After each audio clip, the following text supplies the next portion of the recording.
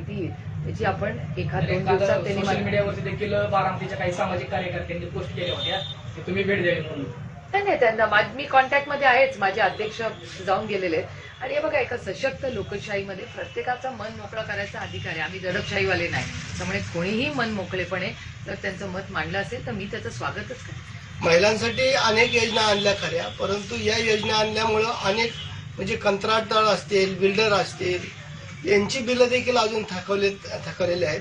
आणि याच्याबरोबर आपण बघतोय की महिलांसाठी एसटी 50% करण्यात आली, पण एसटी बसेस आहेत त्या खिळखिळ्या झालेल्या आहेत. निम्या अर्ध्या रस्त्यामध्ये ते बंद पडत आहेत. एक दुर्दैव आहे की शेवट लोकसभेच्या रिझल्ट नंतर ज्या पद्धतीने विधानसभेच्या तयारीसाठी जेव्हा त्यांच्या लक्षात आलं की आपली सत्ता येत नाही, तेव्हा त्यांनी खूप फायनान्शियल मिसमॅनेजमेंट राज्यात केलं. फिस्कल डेफिसिट वाढलं राज्यामध्ये. आणि हा डेटा बोलतोय, म्हणजे हा माझा काही आरोप नाही आहे. Data speaks louder than words. त्याच्यामुळे महाराष्ट्र सरकारचा डेटा दाखवते की फिस्कल डेफिसिट मॅनेजमेंट जो FR